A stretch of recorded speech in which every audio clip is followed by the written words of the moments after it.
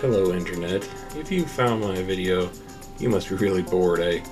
Well, this is my little motorcycle adventure to try to find one of the more obscure rock counting sites in Utah. First off, I am in no means a professional video maker, but I do enjoy getting outside and exploring the great outdoors. In hindsight, I should have done some more site monologuing and narrating, along with some action riding shots, so if that's what you're here for, I'm sorry to say, it's kinda lacking there. Maybe the next motorcycling video venture, if I make one. So where am I going? In the USA and the state of Utah, south of the Great Salt Lake, and west of the Utah Lake, there are hundreds of abandoned mines, prospects, and dirt roads and trails that connect it all. I found this site off the Utah Geological Survey website that has all kinds of locations people can rock hound in the state. I've already been to a few others, more popular sites, but this is one that I haven't attempted to visit yet and thought it'd be a fun challenge. This particular site has a rare mineral called Sulvanite. It's a copper sulfur vanadinite mineral which occurs in limestone. So the weather was nice this past weekend and I thought, why not? This particular area I'm taking off from is the 5 Mile Pass UTV riding area managed by the BLM. Right. No, not that BLM. This is the Bureau of Land Management. They manage a significant portion of the western public lands in the western USA.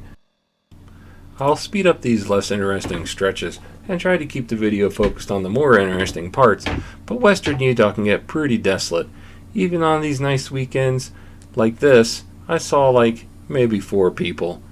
But this is a pretty typical scenery you can see out here of just long expanses of a whole lot of nothing. Some people like that though, like me. Now before you head out here and enjoy all this magnificent desolation for yourselves, you'll need to know where you're going. There's no cell phone service out here, so unless you have a pure satellite-driven navigation, you'll be screwed. I still use my traditional GPS for navigation in places like this, with paper maps in my backpack as a last resort. I've preloaded points that mark key intersections along these dirt roads to get to where I need to go, and update the navigation after each point is reached. It also goes without saying, be prepared. Water, snacks, basic tools, and repair kit and emergency overnight kit, which includes the ability to make fire and have shelter. It doesn't have to be big and bulky, just a bare minimum to get you through a night, maybe 2, in a worst case scenario. Here's a good reason to come prepared. I just got stuck in the mud. I was not expecting to find mud out here today, but there were some lingering mud puddles here and there. Deep and sticky mud like this can really ruin your weekend if you're not careful. Fortunately, I was able to rock it out of the sludge and carry on.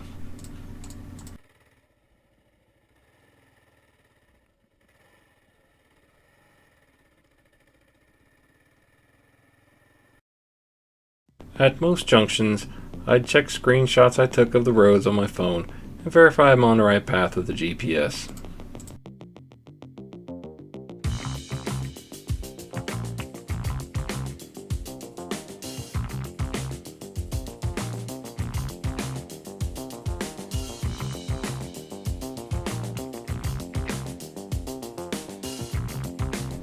This was my first sight of the collection area, and judging by what I saw on Google Earth and the maps, I knew I was heading in the right spot.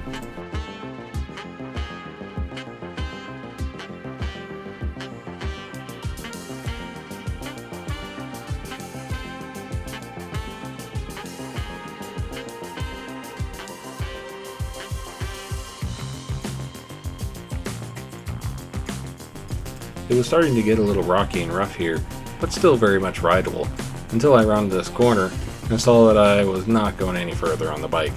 Fortunately, the collection area was only about 100 feet up the hill.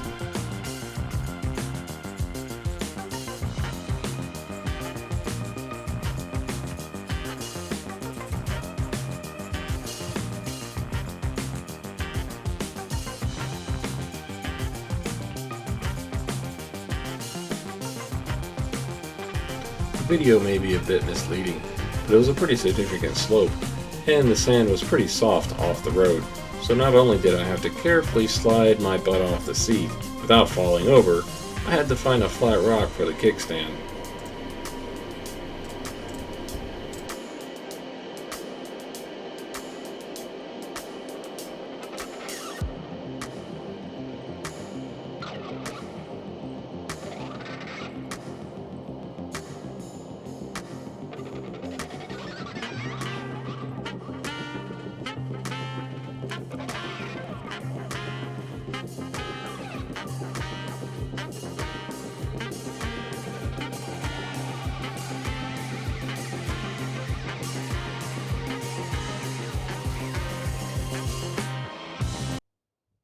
So with the bike parked, pictures taken, and surroundings soaked in, it was time to hike.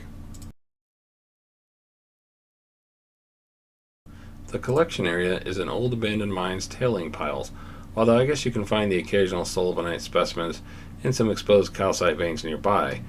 Now, although I didn't feel too much wind there was enough to blow my helmet off the bike, and I took some nice time lapse of bugs crawling in and out of my helmet for an hour instead of rolling clouds and me running around on the hill. So since drones seem to be all the rage these days, I took my little compact drone with me and took some bird's eye view footage of the area. I'll have to work on my simultaneous fly and shoot video for this drone stuff, but this is still pretty cool, I suppose.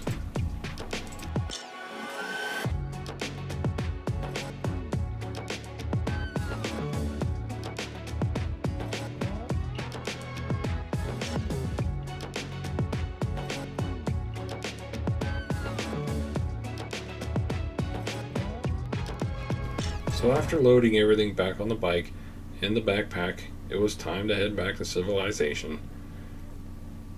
First, gently drive it off its precarious parking spot, and away we go.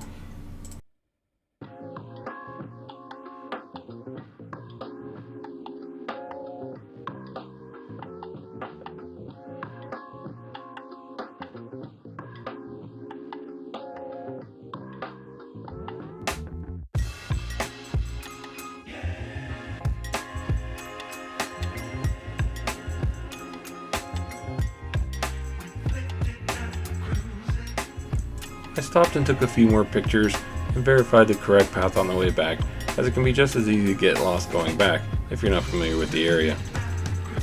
Not this time, sticky mud.